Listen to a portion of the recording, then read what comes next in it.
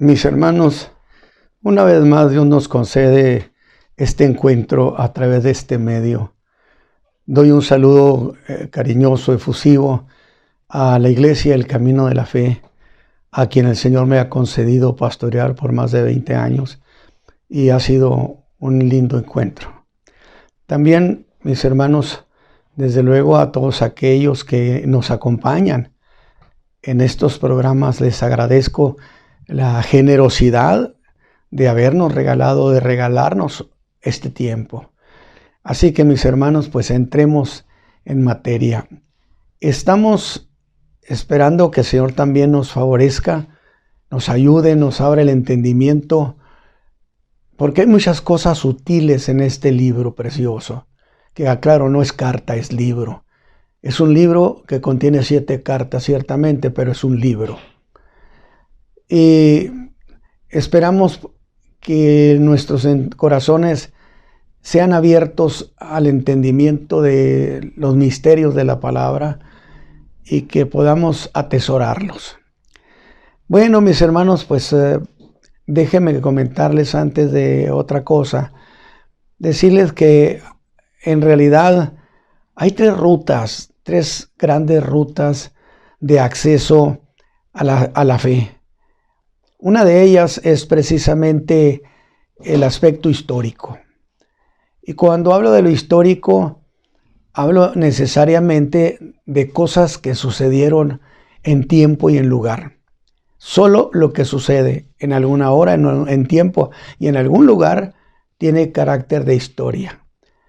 Y el Señor Jesús es histórico, porque estuvo entre nosotros un tiempo determinado y regresó a su Padre. Entonces, una de las fuentes es lo histórico, que yo acostumbro a decir la ruta ministerial del Señor Jesús, donde lo acompañamos en toda la ruta, donde él anduvo en las aldeas, en los pueblos, en las ciudades, y le oímos hablar de manera deliciosa, hacer obras agradables.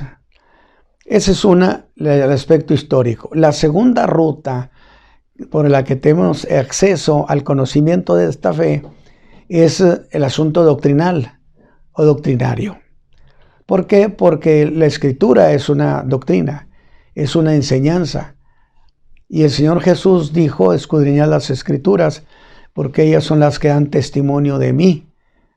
De la doctrina de la palabra es lo que se edifica al creyente. Y la tercera es la profecía. Entonces tenemos lo histórico, lo doctrinario y lo profético.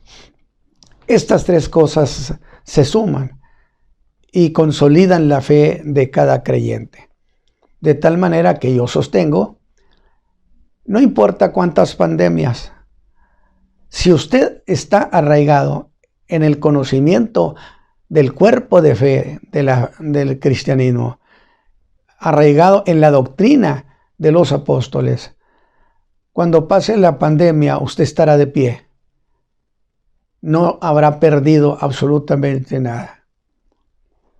Como dijo Agustín de Hipona, cuando las tribus bárbaras entraron a Roma allá por el 410, y se corrió la versión que los cristianos lo habían perdido todo. Y él preguntó, ¿perdieron acaso su fe? Porque si no perdieron su fe, no perdieron nada. Esa es una gran verdad. Si usted, por encima de lo que suceda, no pierde su fe, usted no ha perdido nada. Así que, mis hermanos, estamos viendo este libro que contiene lo histórico, y al hablar de las 7 iglesias, estamos en la ruta de lo histórico. Sin embargo, no deja de ser profético y no deja de ser doctrinario. Es la suma de los 3 contenidos. Y cuando ahorita estamos en estas 7 iglesias, ahorita entramos a Esmirna, cuando hayamos terminado las 7 iglesias,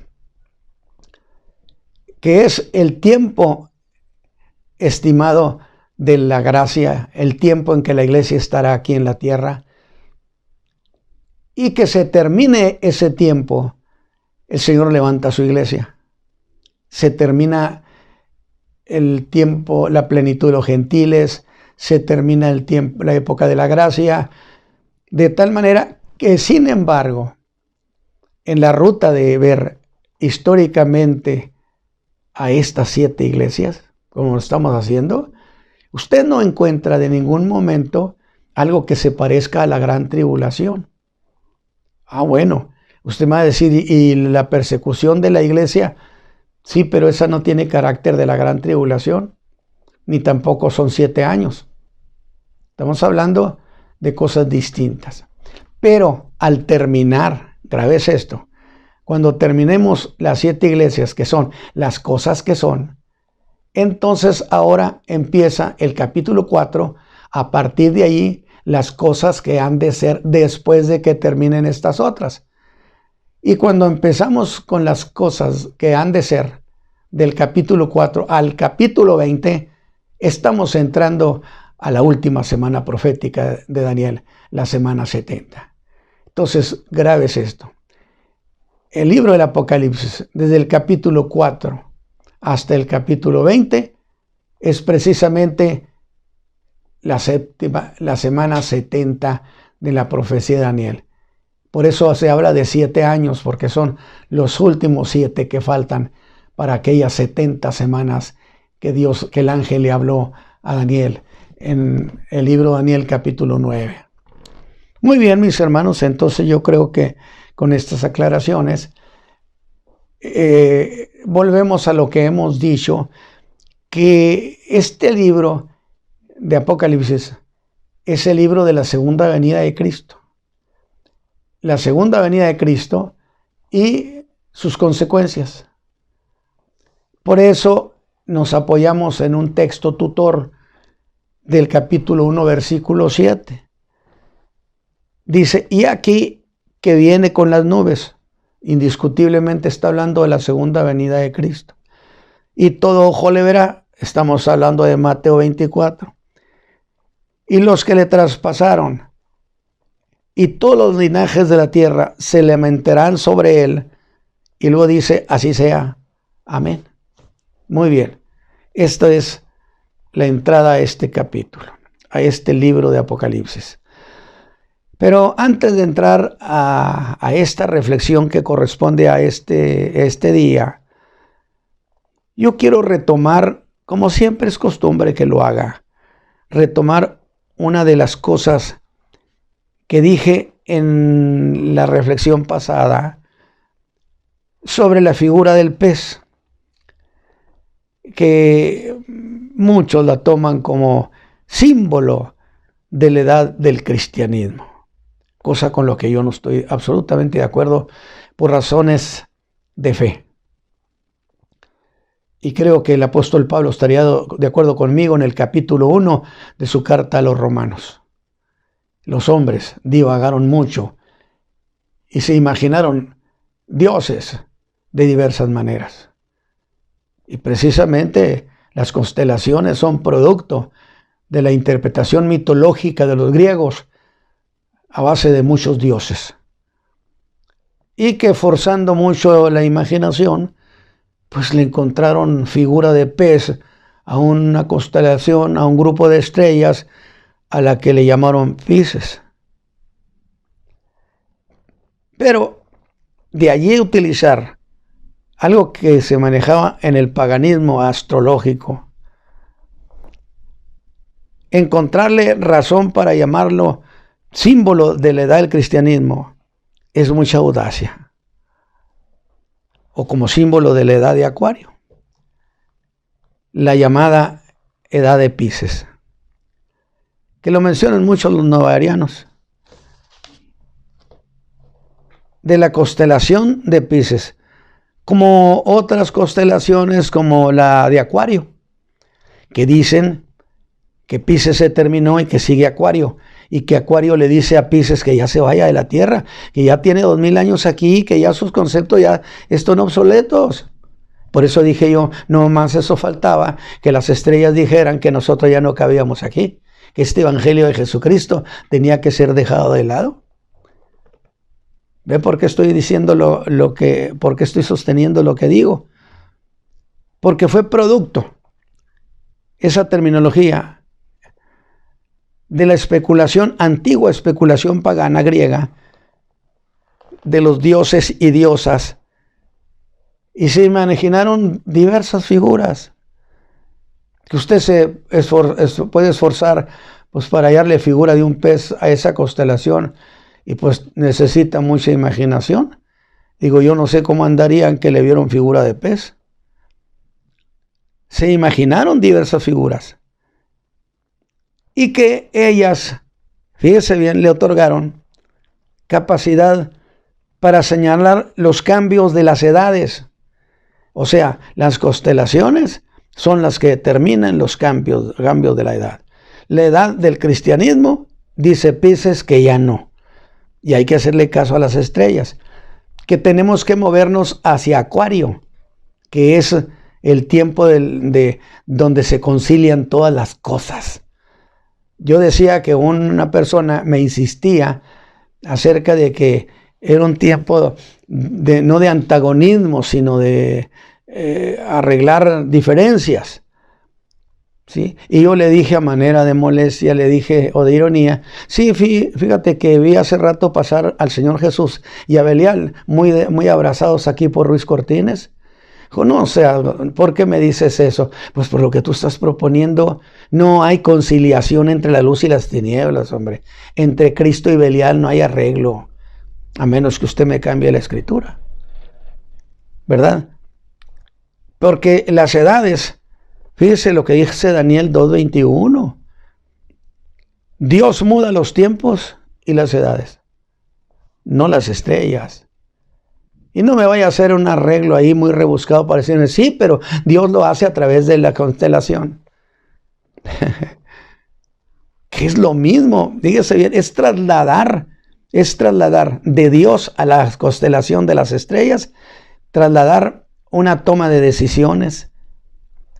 Pero, ¿qué dijo el Señor Jesús el día que fue ascendido a su Padre? Estando ahí en el Monte de las Olivas, le dijeron que se iba a restaurar el reino de Israel, que es producto de una edad y principio de otra. Y el mismo Señor dio esta respuesta, que esas cosas, fíjese bien, eran cosas que el Padre tenía en su sola potestad. Ni le busque, dijo, ni en el Hijo. Estas cosas de los cambios de los tiempos y de las operaciones, diría el apóstol Pablo en 1 Corintios 12, y hay ministerios, más el mismo Señor es, hay dones, más el mismo Espíritu Santo, y hay operaciones. O sea, es una cuestión amplia de edades, más el mismo Padre es. Una manera sutil de entender que estas cosas de los cambios de los tiempos y las edades están a cargo del Padre de nuestro Señor Jesucristo. Así que pues yo creo que conviene que saquemos las manos de la astrología dentro del cuerpo de Cristo, dentro de la iglesia. Porque en realidad vivimos un sincretismo, hermano, pero no estamos hablando de Apocalipsis. Por supuesto que estamos hablando de Apocalipsis. Ahora, dije yo que eso del pez, que está formado por dos arcos, uno en la parte inferior, otro en la parte superior, y darían la forma de un pez. Que usted busca la constelación de Pisces y pues no encuentra el pececito ese. Digo, pero en la imaginación, sin duda dentro de rituales, pues se imaginaban esas cosas. Pero era un medio de identificación. Se dice, y eso sí es real, en las catacumbas se han encontrado esas figuras que los historiadores, los intérpretes muy avanzados han dicho se utilizaba como medio de identificación. Es decir, aquí tenemos la catacumba, está solo, pero aquí me encuentro yo la figura de un arco inferior, quiere decir que aquí hay cristianos. Entonces yo voy a poner la otra de arriba la otra curva, el otro arco de arriba, y entonces eso va a juntar la figura del pez, en referencia a pescadores de hombres, en referencia a todo lo que usted quiera, ¿no? Pero no el que sea como manera de identidad entre creyentes, no implica ascenderlo, escalarlo a que representen una edad del cristianismo. Yo espero que con esto acabemos con el sincretismo, porque hay mucho sincretismo en la iglesia, que es la mezcla de lo santo y lo profano, aunque también viene lo ecléctico, que es la mezcla de las cuestiones principales de cada expresión de fe, que esa es otra cosa. Pero dijo Marilyn Fergus que esta era la época de anudar antagonismos. En su libro La conspiración de Acuario, consígaselo si quiere. Pero dejemos eso. Avancemos entonces en la carta que el Señor Jesús le envió a la iglesia de Esmirna y que lo hizo a través del apóstol Juan. Por eso dice al principio, la revelación de Jesucristo que Dios le dio. Dios le dio a Jesús, no el verbo en carácter de Jesús, el hombre. Le dio revelación porque no tenía acceso a eso. Y el Señor Jesús, a través de su ángel, se lo envió a Juan. Para que Juan, el Señor le dijo que escribiera lo que había visto y que se lo entregara al ángel de la iglesia, que es al pastor. Así fue como llegaron estas cartas a manos de las iglesias. Y esta de Esmirna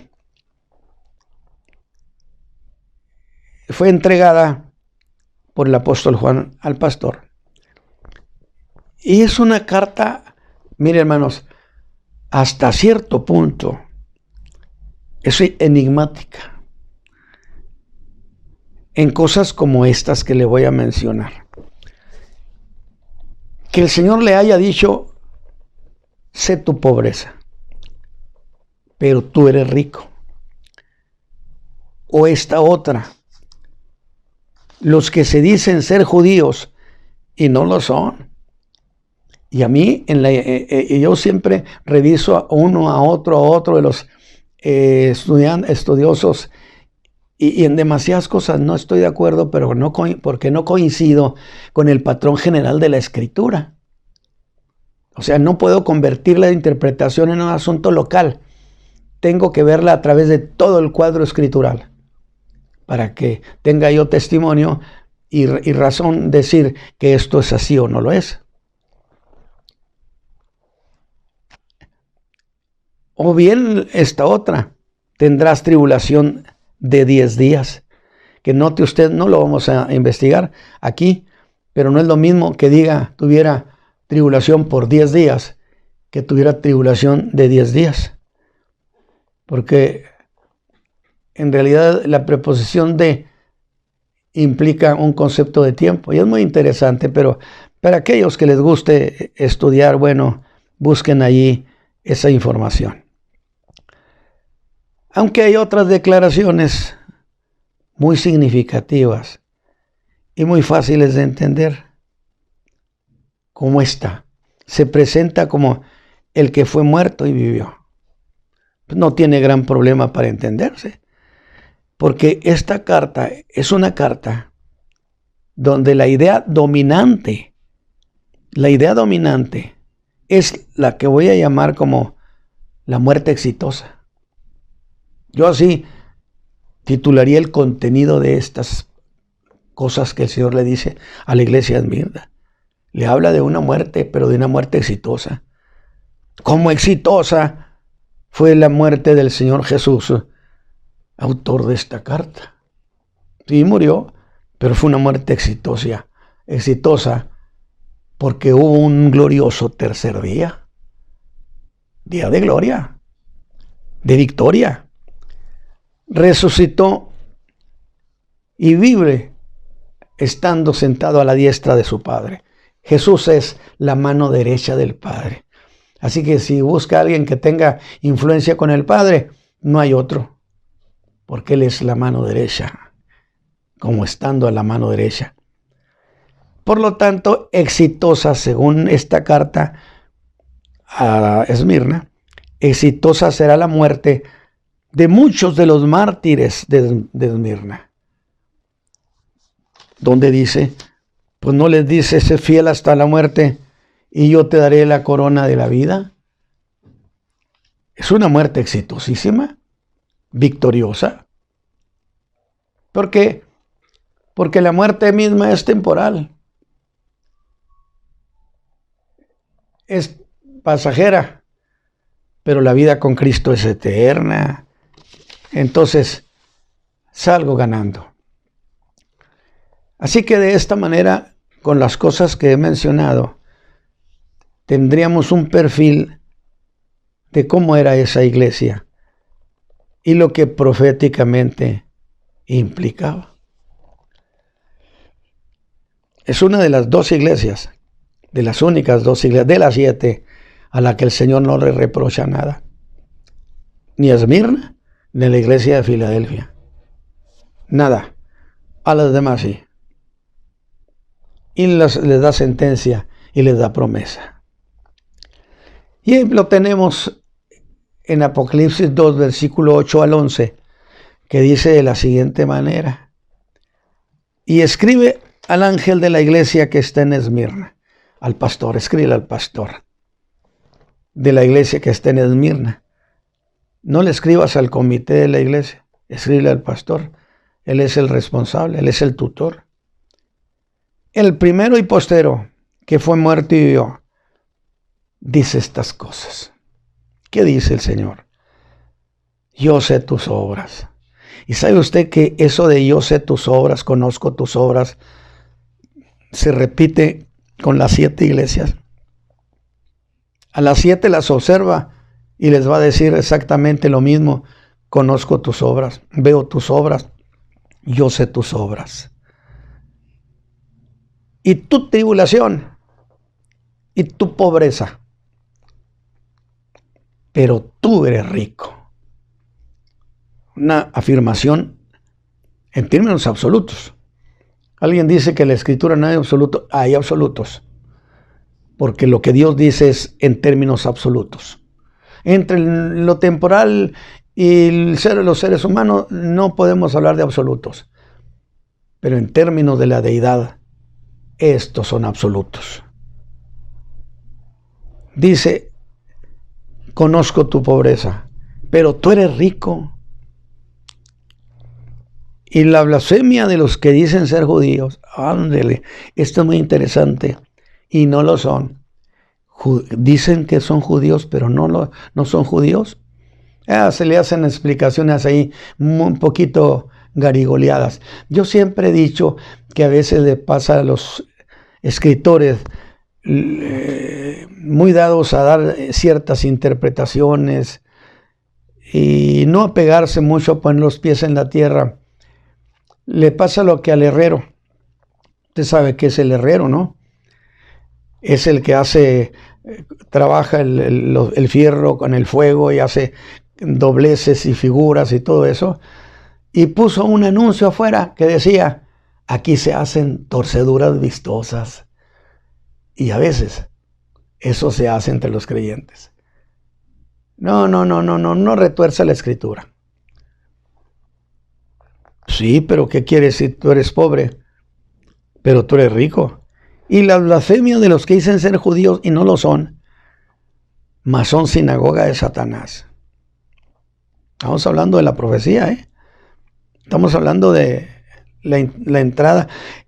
Estamos hablando del tiempo de la iglesia en la tierra. Y luego estaremos entrando al tiempo de la gran tribulación o de la última semana profética, para que no se me desespere. Y luego le advierte, no tengas ningún temor de las cosas que has de padecer. He aquí, el diablo ha de enviar a algunos de vosotros a la cárcel para que seáis probados. Y tendréis tribulación de 10 días. Sé fiel hasta la muerte y yo te daré la corona de la vida. ¿No le parece que está hablando de muertes exitosas? De inmediato, en esta introducción, el Señor se presenta como el vencedor de la muerte, según el verso 8. El que fue muerto y vivirá. De inmediato implica la resurrección, la doctrina de la resurrección. Porque hay un detalle interesantísimo. O sea, no es nada más murió, no, es resucitó. Porque, fíjese bien, sin la resurrección, y luego lo menciono ese punto doctrinal porque el Señor Jesús lo mencionó. Murió pero vivo. Estoy vivo, ¿cómo? Por medio de la resurrección. ¿Y qué cosa es la resurrección? Bueno, pues eso está diciendo el Señor. Sin la resurrección, escúcheme bien, la obra de la redención de la raza humana estaría incompleta. ¿Cómo está eso? Bueno, es que no se olvide que somos una entidad moral y también tenemos la parte física de alma y cuerpo. De tal manera que en la cruz del Calvario, el Señor Jesús redimió nuestra alma. ¿Por qué? Porque ahí pagó nuestros pecados. Sin embargo, no redimió el cuerpo. Consecuentemente, miren, nomás le voy a decir unos detalles, lo que implicaría que no hubiera resucitado. Pues sencillamente que nunca podríamos ir a la casa de su padre. ¿O acaso no lo dijo así? Que en la casa de su padre había muchas moradas y que nos levantaría para que estuviéramos ahí con él. Son promesas. Pero para eso, para tener la promesa, hay que ir allá. Hay que ir hasta allá. Sí, nada más que hay un problema. Que carne y sangre no tienen acceso al reino de los cielos, al reino de Dios. ¿Estamos de acuerdo? Consecuentemente, nadie en un cuerpo no redimido, pueda tener acceso a recoger las promesas, a tomar las promesas que Jesús dijo que tendríamos ahí con su Padre. Entonces, para empezar, no habría manera de ir al cielo. ¿Por qué? Porque la resurrección es la redención del cuerpo. ¿Qué es redimir? Es volver las cosas a que fueran como antes eran en el principio. Redime nuestra alma, nos deja en cero deuda, limpiecitos. Vuelve a quedar el hombre como recién creado. Luego, en la resurrección de Cristo se garantiza que habrá resurrección. Porque si Cristo resucitó, luego entonces sí hay resurrección. Y si no hubiera resurrección, pues no habría manera de acceder a su Padre ni tener acceso a las promesas que Cristo nos hizo. Fíjese, nomás así, abuelo de pájaro, como lo se dice, no tendríamos. Entonces la obra estaría incompleta. ¿Por qué? Porque nadie podría jamás entrar al reino de su Padre porque está con un cuerpo no redimido. Y la resurrección, que implica la redención del cuerpo, que implica que nuestro cuerpo deja aquello que es consanguíneo, carne y sangre. El hombre, el creyente, es resucitado y es levantado con un cuerpo transformado, no un cuerpo glorificado, para que no le aplique eso. Nos levantamos como se levantó el Señor Jesús, con un cuerpo transformado, capaz de traspasar la materia, capaz de estar aquí y estar allá. Un cuerpo transformado manifiesta esas capacidades, esas cualidades. Y que precisamente cuando eso suceda con los creyentes, que seamos levantados, transformados, estaremos en condiciones de ir a la casa de su Padre. Entonces, y no, déjeme decirle algo más, es que en realidad es muy interesante estos aspectos. Y lo toco doctrinalmente porque el Señor Jesús lo tocó. Y ni modo. Ya me encontré este pasaje y me encanta. Imagínese usted es creyente, es salvo, su alma fue redimida. Realmente es real eso, es bíblico. Es experimental y no sucedió. Pero nuestro cuerpo no está redimido. Con todas las tendencias carnales, con todas las tendencias que usted quiera. Donde la lucha de la carne contra el espíritu. Bueno, pues es que el alma que está redimida vive en una casa no redimida. Por eso la victoria sobre la carne se tiene estando lleno del Espíritu Santo. Porque ningún creyente lleno del Espíritu se va al pecado. Que yo sepa, a menos que haya una sorpresa. Nadie lleno del Espíritu Santo o lleno de gozo del Espíritu se va al mundo. Que yo sepa. Entonces una vida victoriosa sobre la carne es una vida donde tiene el remedio de la llenura del Espíritu Santo. Entonces, estaría incompleta, pero como Cristo resucitó, garantía es que nos levantaremos, que seremos levantados. Como dijo Pablo, si el espíritu de aquel que levantó a Jesús de los muertos mora en vosotros, vivificará también vuestros cuerpos mortales. Ahí está. Pero avancemos. El Señor Jesús entonces se presenta como el vencedor de la muerte a una iglesia a la que iba a tratarle precisamente problemas de muerte. Que era el factor dominante de la carta es la muerte. La muerte. ¿Será? ¿O el factor dominante fue la muerte victoriosa? Yo se lo dejo a usted a su criterio. Ahora, se considera esta iglesia la iglesia perseguida desde el año 100 al 313. Pero voy a hacerle una observación.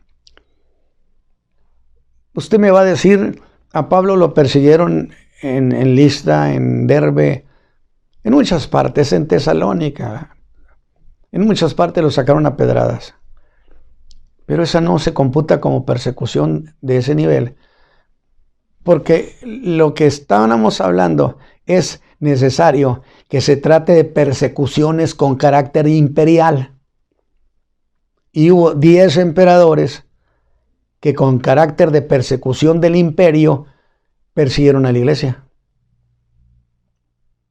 Hubo muchas otras agresiones contra los cristianos, particulares, a un grupito, a una iglesia, en una ciudad, mientras hablaban de Cristo. Sí, pero esas no tienen el carácter de una persecución del imperio.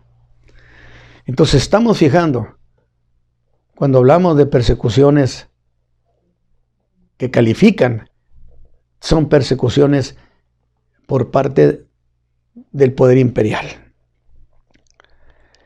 Y que por cierto yo sostengo lo siguiente. La iglesia cristiana nació en el tiempo de la bestia espantosa de Daniel 7. Acuérdese que hubo una bestia, que era un león con alas, el imperio babilónico, luego el medo persa, luego el griego, luego aquella figura de hierro en esa bestia espantosa y terrible. La iglesia cristiana nació en ese tiempo. El imperio romano, creo que estoy equivocado, más o menos se considera del año 37 a.C., cuando ya toma la forma de imperio, o el nombre de imperio. Hasta el año 476, caída del imperio romano occidental. Fíjese bien, occidental, no el imperio romano oriental. Por consecuencia, la iglesia nace dentro del tiempo del imperio romano, dentro de ese tiempo de esa bestia. Pero todas las iglesias que han nacido durante siglos y de estos 2 milenios, y la última iglesia que nazca poquito antes que venga el Señor, todas han nacido en el tiempo de la bestia espantosa y terrible. Quiere decir que seremos no seremos grupos queridos, amados por el mundo, porque el mundo ama lo suyo. Porque luego queremos hacernos los congraciados con el mundo. Y hay que ceder y coincidir y negociarlo. Pero dejemos eso para los que sí son expertos. Entonces se dice, del año 100 al 313 es el periodo representado por la iglesia de Esmirna, que es una iglesia que representa la persecución de esos 200 años, 213 años, por así decirlo. Sí, nada más que en el siglo I también hubo 2 persecuciones, y esas sí eran imperiales.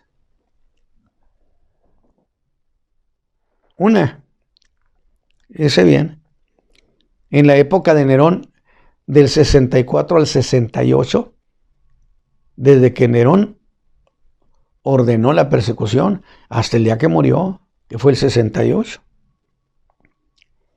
Que por cierto, cuando Nerón muere, sube al poder Vespasiano, que en ese momento tenía sitiada Jerusalén. Conforme a la profecía de Jesús, cuando vieres a Jerusalén rodeada de ejércitos, su destrucción está cerca. No dice que la van a destruir ya, que está cerca y que huyan. Y entonces llaman a Vespasiano a Roma para coronarlo emperador, y en su lugar el ejército queda al mando de Tito, hijo de Vespasiano, que fue el que destruyó, o el pueblo que comandaba Tito destruyó la ciudad y el santuario, cumpliendo la palabra que Cristo había dado. El hijo del emperador decía que no lo destruyeran, pero había una palabra del Hijo del Eterno que decía que sí la destruyeran, y prevaleció, por supuesto, la palabra del Hijo. Ahora, dije que hubo 2 persecuciones imperiales antes del año 100, que fue la de Nerón, 64 al 68, y la de Diocleciano, del 81 al 96, que fue en este tiempo, del emperador Diocleciano, cuando Juan fue exiliado a la isla de Patmos, y que allá tuvo la revelación gloriosa. Como él dice, estando yo en la isla de Patmos. De tal manera que serían casi 230 años. Si usted le suma a los 213 años, más aparte le suma 19 más, tendríamos más de 200 años de persecución imperial. Pero 10 son las más significativas. Yo creo que este punto queda aclarado. Y esas 2 se consideran, dije, de carácter imperial. Y después hubo 8 más, hasta el año 213. Hasta el año del 100 al 213, hubo 8 persecuciones imperiales más. Por consecuencia, tendríamos 8 entre el año 100 y 213, más 2 en el siglo I, se completan las 10. ¿Será posible pensar que el Señor Jesús dijo, tendrás tribulación de 10 días, refiriéndose, tendrás tribulación por 10 emperadores de este imperio de la bestia? Yo sí creo que sí. No es forzar la escritura ni la historia de ninguna manera. Al contrario, es coincidente totalmente. Yo digo porque la escritura tiene que ser entendida, estimada, pero que tenga sentido común, sentido de la razón, que incluso, por eso yo digo, es extraordinario que las piezas de la escritura encajan perfectamente donde quiera, cuando es de Dios. Así que hay que tener claro que esas grandes persecuciones a la iglesia son producto del odio de la bestia, porque normalmente no había causa. Nerón usó a los cristianos como chivos expiatorios. Diocleciano en un arranque de histeria prácticamente. Entonces, casi siempre eran, o mejor dicho, eran sin causa las persecuciones. Bienaventurado, ¿sí?, cuando fuere vituperado sin causa, estableció el Señor en el Sermón del Monte. Así que grandes persecuciones, producto del odio del imperio, un odio espiritual, de trasfondo espiritual, del espíritu de la bestia, del espíritu de esa bestia del capítulo 7 de Daniel. Por lo tanto, las 10 grandes persecuciones fueron en calidad de persecuciones imperiales. Pero avancemos. Siempre me llamó la atención esta declaración y las interpretaciones hechas que dice: tú eres pobre, pero tú eres rico. Y yo siempre le pregunto a los demás hermanos que son expertos, ¿qué piensan? ¿Qué dicen? ¿Cómo entienden? Y pocas veces no estoy de acuerdo. Y casi de manera generalizada, las diversas interpretaciones sobre esto de la profecía apocalíptica. Dice que se refiere a que la iglesia de Esmirna era una iglesia de gente muy pobre, muy pobre. Yo no tengo nada que objetar. Incluso digo, es muy posible que así fuera. Sin embargo, de allí a afirmar que ese estado presente de pobreza y pobreza económica, porque de eso hacen la interpretación, era una iglesia pobre económicamente y que era un estado presente, al mismo tiempo era rica. No está hablando entonces esa riqueza en términos económicos. Estamos hablando de otro significado, que pudiera ser lo siguiente. Una, que se refería el Señor a una condición de que a pesar de su pobreza, por cierto, déjeme hacerle otra aclaración. Algunos escritores dicen que era una iglesia muy pobre y que porque era gente muy pobre, era gente muy consagrada. Yo difiero. Hay gente muy pobre que no es consagrada. No necesariamente tiene que ser pobre para ser un hombre consagrado. Puede ser gente rica que sea consagrado. En la Biblia tenemos muchos casos, definitivamente. Ahí está Filemón, converso de Pablo, que mandó a Onésimo que le había robado. Se lo regresó. Era un hombre hacendado, un hombre rico, que tenía muchos sirvientes. Y era un hombre de una gran piedad, según el testimonio de Pablo, según lo que él dijo. Y yo le creo a Pablo. De tal manera que no necesariamente tiene que tener una condición económica para ser santo. Pero estos, por lo que sé, aparte de ser gente pobre económicamente, era gente santa. Y entonces, doble ganancia. Entonces, diciendo así las cosas, podría significar, una, que se refería, dije, a una condición de tener tesoros con Él en la gloria. Ándele, ahora sí más o menos pudiéramos decir, bueno, el Señor Jesús dijo, haceos tesoros en los cielos, hagan tesoros para el más allá. Que fue cuando le dijo a aquel muchacho, vende todo lo que tienes, sígueme y tendrás tesoros allá en el reino. Que disgustó a los discípulos eso, porque pues aquel acaba de llegar y ya le estaban prometiendo riquezas allá y trono y no sé cuántas cosas. Y Pedro dijo, hemos dejado todo nosotros. Que yo le decía a Pedro, ¿qué dejaste, hombre? No dejaste más que una barca vieja y con velas remendadas. Pero bueno, el Señor se las cambió por un trono. Es maravilloso el Señor Jesús. Es de quien estamos hablando. Asunto muy, muy... Es que hay que tener presente la historia completa de todas las piezas. O bien esta otra, que es la que a mí me parece muy aceptable. Ya dijimos la primera, que resulta que tendrán riquezas en el cielo, que es muy aceptable porque es promesa del Señor Jesús, es promesa.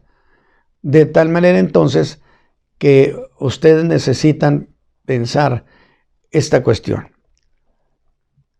O bien, y esta otra que me parece muy aceptable, que en el tiempo que representaba esa iglesia pobre, representaba el año 100 hasta el 313, fue un tiempo muy rico en el suceder de la iglesia cristiana en el mundo, representados por esta iglesia. Y que decir así sería muy consistente, porque en medio, primero que nada, en medio de la persecución, la iglesia creció y creció a pesar de la persecución exponencialmente, más allá de las fronteras del imperio. Las puertas del infierno, dijo Jesús, no podrán contra la iglesia. Maravilloso, se está cumpliendo esa palabra del Hijo de Dios, del que estaba ahora mandándole la carta. Creció más allá de los límites del imperio romano. Cosa que a Constantino lo tuvo que hacer pensar, oye, qué interesante, necesitamos arreglar las cosas con estos cristianitos. Que luego la historia le consagra como el primer emperador cristiano. Bueno, yo no sé si después de que dio amnistía a la iglesia se hizo cristiano, pero si usted me la platica que era cristiano y que por eso le dio amnistía, esa voy a batallar para entenderla. Es así. Yo la entiendo como la decisión de un geopolítico, de un hombre de imperio, que dijo, qué interesante, me conviene entonces absorber la iglesia porque esta tiene influencia más allá de nuestras fronteras. O a menos que usted diga, está usted fuera de la razón, hermano Ramos, no tiene sentido lo que dice. Todo lo voy a asumir, pero para mí esta es la cuestión más interesante. Fíjese bien. Número 1, a ver, Esmirna, ¿qué tan rica eres en suceder en tu tiempo? En esos 100 al 213. Pues resulta que la iglesia creció. Mataban uno y se convertían 10. Es un decir mío. Fue un tiempo muy rico en suceder, en lo que le sucedió a la iglesia cristiana en todo el mundo. Porque dije, número 1, en medio de esa persecución, la iglesia creció más allá de los límites del imperio, de la frontera del imperio, número 1. Número 2, en ese espacio de tiempo se empezó a hacer el canon del Nuevo Testamento. ¿Qué haríamos si no tuviéramos el canon, que dijéramos, tenemos los hermanos de los primeros siglos, motivados por el consejo del Espíritu Santo, determinaron que estos 27 del Nuevo Testamento fueran los únicos aceptados como inspirados divinamente? En ellos, mis hermanos, apóyense. Entonces, no vuelvo a tener que ponerme en el monte más alto y gritarle a Esmirna, qué gran riqueza tienes, Esmirna. Pero no solamente eso, se empezó a desarrollar la doctrina, o sea, desglosarla, desmenuzarla. Nacieron los pensadores de Dios, aquella gente que empezó a hablar en términos sofisticados, muy altos, conceptuales, en el mundo de las ideas. ¿Por qué? Porque el Evangelio es una mina de oro. No se le puede menospreciar como un libro sin más resultado que lo que usted alcance a ver así a flor de campo. Profundo. Tiene riquezas que nunca las podemos agotar. En términos de entendimiento, en términos intelectuales, Pablo era un experto en esa terminología, en esos términos del evangelio conceptual. El ingeniero, yo le llamo el hombre de la ingeniería cristiana. Es mi definición. ¿Se desarrolló la doctrina? Pero ¿para qué? Bueno, es que no se le olvide que en realidad el primer siglo no tenía la iglesia un cuerpo definido, un cuerpo de fe. O sea, formalmente sí estaban los apóstoles y estaban los escritos de los apóstoles y cosas, pero no había ese desglose. Lo que llamamos teología es el tratado sobre Dios, pero luego se agrega teología bíblica, porque hay también la teología de pagana. No, vamos a distinguirla. Teología bíblica, pero organizada y sistemática. Y le llamamos teología bíblica y sistemática. Sistemática, ¿por qué? Porque tenemos capítulos, una sección sobre Dios, sobre el hombre, sobre el pecado, sobre la salvación, sobre el Espíritu Santo. O sea, sistemática, teología bíblica y sistemática. Muchos dicen, ¿para qué necesitamos eso? Pues, nomás dígame usted, ¿cómo puede hacer defensa de la fe si usted no conoce? Por eso el Señor aclaró que él tenía gente útil, instrumento escogido es este. ¿Por qué? Por su capacidad. Era un hombre de una mentalidad plástica, ágil, extraordinaria, que favoreció mucho el conocimiento de los creyentes. O sea, no se menosprecie el conocimiento elevado. ¿O acaso piensa que usted alcanza el rastro de Dios en un pequeño seminario? En absoluto. Pero, ¿cómo hacer defensa de la fe sin tener definidos los artículos de la fe? ¿No le parece que esto era muy, muy propio? En ese tiempo se desarrolló la organización de la iglesia. Usted me dice, ¿por qué se desarrolló la organización de la iglesia? Por una razón muy sencilla. ¿Cómo podemos definir cuál es la doctrina inspirada? Y viene una sola iglesia y me dice, yo decía el otro día, yo vengo de Alejandría y llego a la iglesia de Cartago. Y les digo, ¿saben qué, señores? ¿Saben qué, hermanos? Aquí les traigo un escrito. Esta es la doctrina. Es la que ustedes tienen que predicar y enseñar. Lo primero que me dirían, oye, discúlpame, mi querido hermano, pero nosotros tenemos que analizarlo. Y es más, es necesario, si la iglesia está en todo el mundo, es necesario que haya un concepto universal de la fe. Si no, cada quien va a andar pensando lo que quiera, que es lo que hoy se padece. La fe de opinión. Es que yo pienso, es que yo opino, por amor de Dios, que no tenemos la Escritura para decir qué dice la Escritura. ¿Ve usted? Y entonces en ese tiempo se tuvo que organizar la iglesia. ¿Cómo? ¿Sí?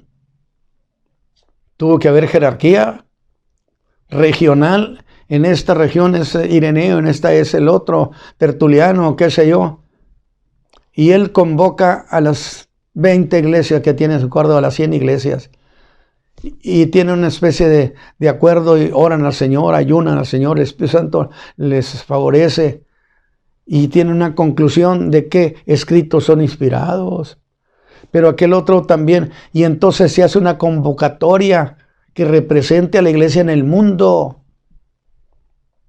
Si no, ¿cómo puede aplicarla? Entonces, esto obligó a que se desarrollara una organización de la iglesia, de donde vienen las jerarquías también, por supuesto. Pero en este tiempo se desarrollaron las grandes herejías, las que Pablo había dicho.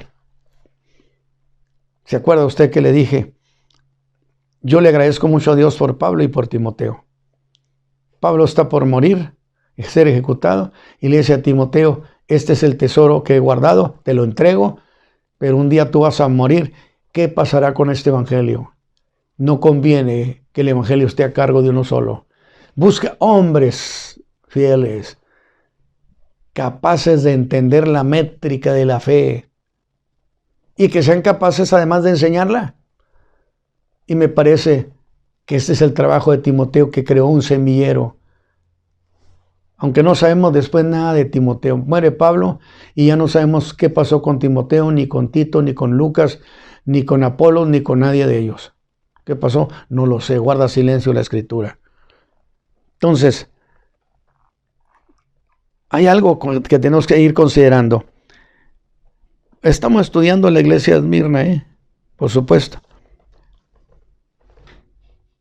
Al principio de la evangelización apostólica, la iglesia cristiana estaba constituida principalmente, aunque no sé si debería decir únicamente, pero voy a decir mejor, principalmente por judíos. Y esto es correcto porque es de acuerdo con el dicho del Señor Jesús: al judío primeramente y después al griego. Como cada palabra del Señor Jesús tiene su fiel cumplimiento. Por eso yo le he llamado a las palabras del Señor el Señor del detalle. Cositas que parece que no tienen, pero ahí están. Y yo digo, miren nomás qué lindo detalle. Principalmente al judío primeramente. Pero al darse la evangelización, principalmente a cargo del apóstol Pablo, porque a él le encomendaron el mundo gentil, hermanos, para que no vaya a batallar. Que por qué Pablo. Ya pelearon mucho eso en el antiguo tiempo, que por qué Pablo. Dijo, porque a mí me encargó como predicador, como apóstol, maestro de los gentiles, porque a mí me explicó él el misterio de la piedad. Santo Dios, a mí me dijo qué debía decirles a los gentiles, cómo debía convocarlos. Me dio instrucción plena. Entonces, por eso digo, principalmente por Pablo, en poco tiempo la iglesia cristiana, en su mayoría, está constituida o integrada por gentes que venían del paganismo, numerosos y muy diversos. Es que en realidad cuando el cristianismo avanza sobre Grecia, sobre Macedonia, sobre Acaya, sobre Asia Menor, en realidad está envolviendo al pensamiento del mundo griego. Y cuando las iglesias se llenan de gente que venía del mundo griego, estos empezaron a sacar lo que traían ellos de conocimiento y querer adaptarlo a la iglesia. Le voy a decir un ejemplo. ¿Por qué decían que el Señor Jesús no era Dios? Porque dice la Biblia, y lloró Jesús. Usted me va a decir, hermano, ¿y qué tiene que ver eso? Pues porque los dioses no tienen sentimiento, decían los griegos. Y si no tienen sentimiento, pues no lloran. Y si Jesús lloró, discúlpeme, pero no es Dios. ¿Va? Un ejemplo muy sencillo. ¿Le parece? Entonces, después de haberse convertido toda esa gente, imagínense, miles y miles. Ahora piensa en el trabajo, primero para enseñar, para detener la posibilidad de un quebranto en la fe. Precisamente el riesgo de que se mezclaran cosas del paganismo en el pensamiento cristiano y se diera eso que se conoce como sincretismo, que es la mezcla de lo santo y lo profano. Y después de su conversión, conservaban muchas ideas y costumbres del paganismo, demasiadas cosas, y surgieron como herejías como el gnosticismo, que esos eran con los que peleaban contra Pedro, y que decían que no podía hacer tal cosa que el Señor Jesús volviera, que Pedro estaba equivocado. Era con los que Pablo luchaba precisamente en Colosas, que decían que el hombre era que Dios era infinitamente santo y el hombre infinitamente pecador, y consecuentemente el santo no puede tocar al pecador. Pero que eso se resolvió, que no tuvieran problema, que ellos sabían cómo se había resuelto. ¿Qué cómo lo resolvieron? De Dios salió otro ser inferior llamado Eones, poderoso, pero en menos jerarquía que Dios.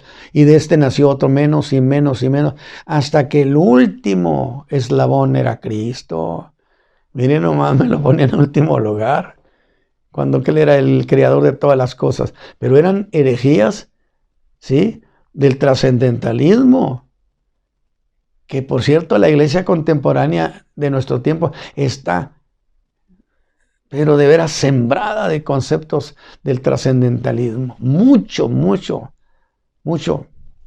Que yo siempre he dicho, oiga, y lo voy a decir, porque también tiene que haber advertencia. Estamos de acuerdo en que el alimento naturista, producto de frutas, de vegetales, de todas esas cosas, pues tienen su eficacia. ¿Por qué no? Pues es creación de Dios. Y todo, dijo Dios, será para comer. Perfecto.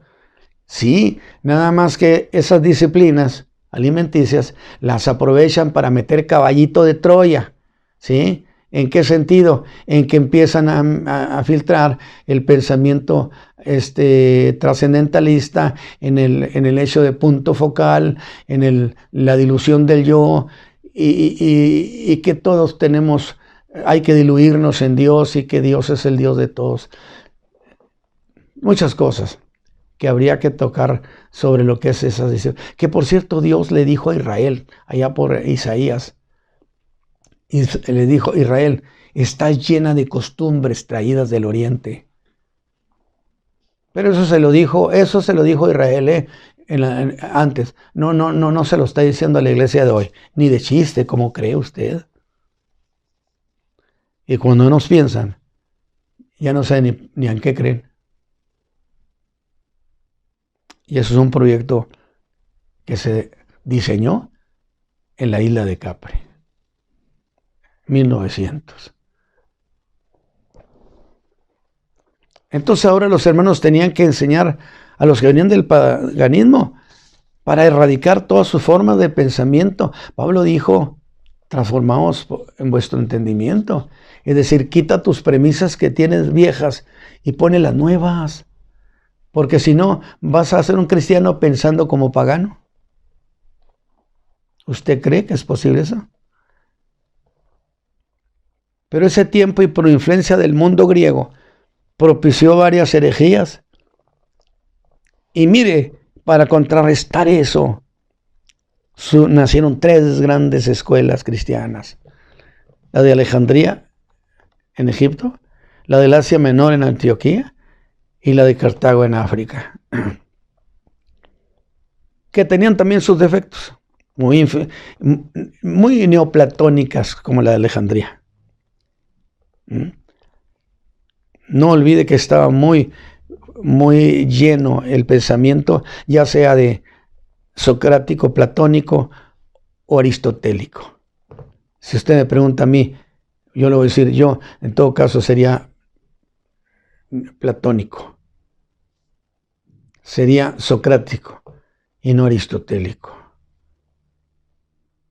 Me va a decir por qué, lo he dicho. Porque Aristóteles choca con el cristianismo.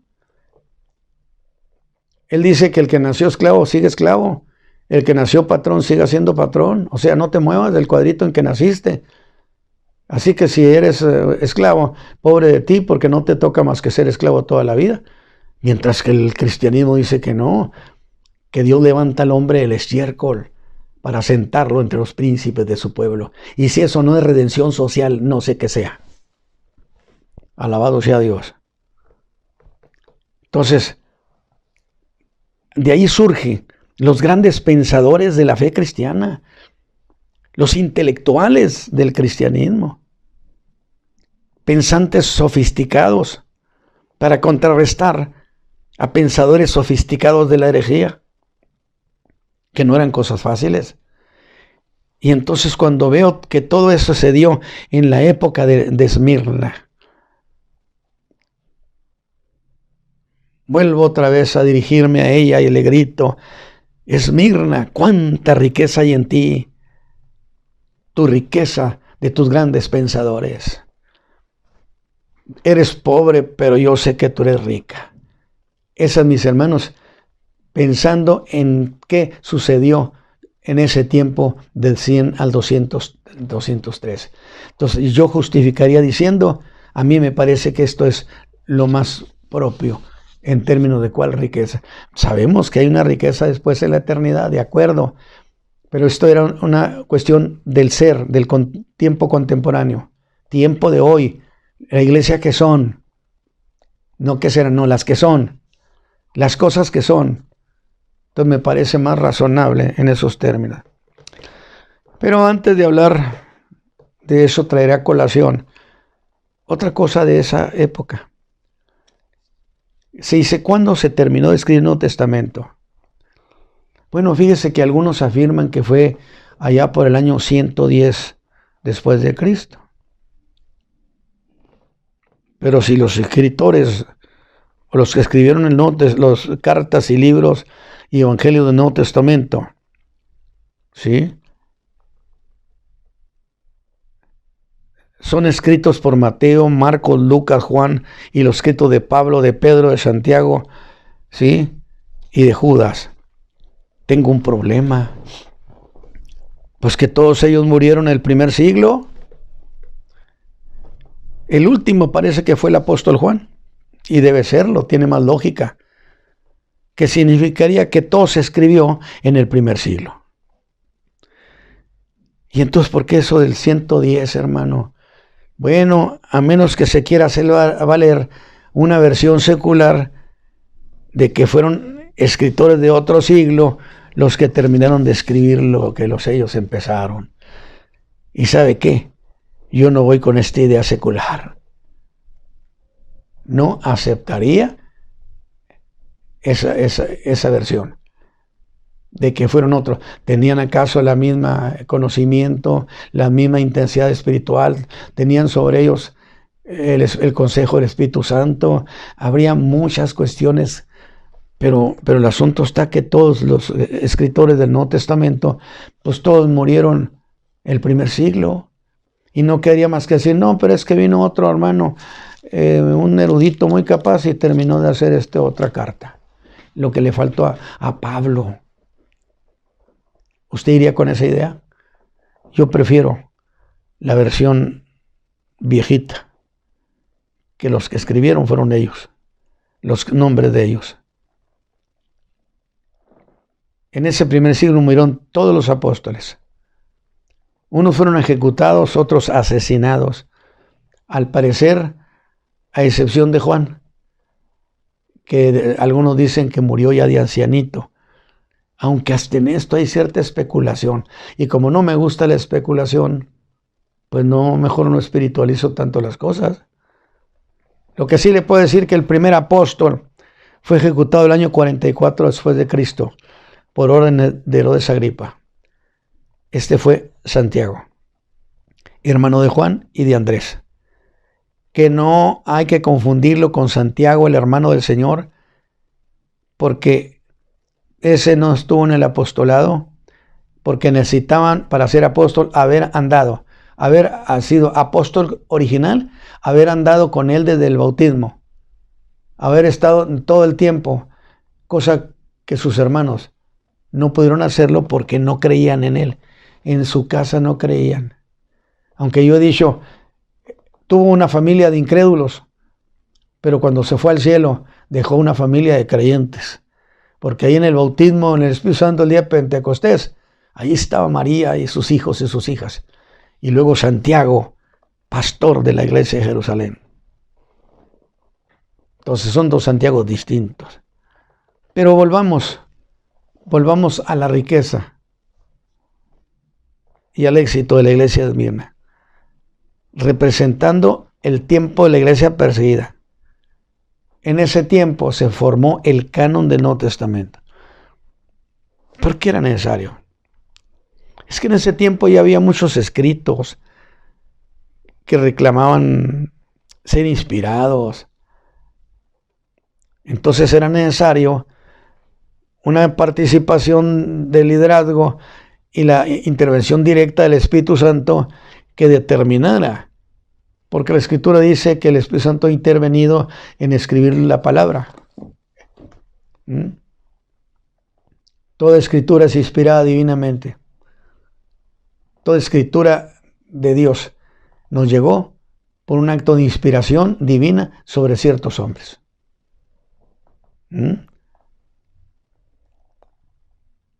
Los 4 evangelios, los 2 libros, que son Hechos y Apocalipsis, y 21 cartas. Voy a hacer la aclaración. Los 27 libros del Nuevo Testamento, escritos del Nuevo Testamento, no recibieron su autoridad escritural porque la iglesia la autorizó. Pues la autoridad de la misma escritura está en ella misma. La iglesia solo le dio reconocimiento de inspirada. Y luego los concilios fueron necesarios para ratificar la versión de la iglesia, que sostenían de manera definitiva que la verdad absoluta está en las Sagradas Escrituras. Y por los años 300, eso causó otra necesidad, la de organizar la iglesia en todos los lugares de la tierra para hacer valer la fe cristiana de manera universal. Que por cierto, el año 313, Constantino le da tolerancia, acepta a la iglesia, le da amnistía. Pero el 380, un emperador Teodosio la eleva a religión oficial del imperio. Y curiosamente, la iglesia cristiana que había sido perseguida, ahora ya convertida en institución de imperio, perseguía a los paganos. Santo Dios. Hasta ahí nos vamos a quedar. Y yo espero que usted vaya dimensionando y decir, sí, hermano Ramos, qué gran riqueza tenía este tiempo. Y decir con todo nuestro corazón, Esmirna, cuánta riqueza hay en ti, a pesar de tu pobreza. Eras muy pobre, ciertamente, pero tu tiempo produjo grandes cosas en los hombres de Dios. Que Dios los bendiga, mis hermanos. Y ruego al Señor que su corazón sea abierto, Padre, para que cada cosa que hemos estado planteando se convierta, Señor, en una bendición. Y que tus hijos, Señor, puedan asimilar estos conceptos, ese quehacer de la iglesia a través de los siglos. De tal manera, Señor, que tu pueblo sea edificado. Concédeme ese gozo, porque nunca, tú lo sabes, he tenido interés en enseñar lo que tú no hayas dicho. Por Cristo Jesús te doy gracias. Amén. Mis hermanos, nos estaremos escuchando el próximo sábado a las 7 de la tarde. Prepare sus preguntas, si puede hacerlo.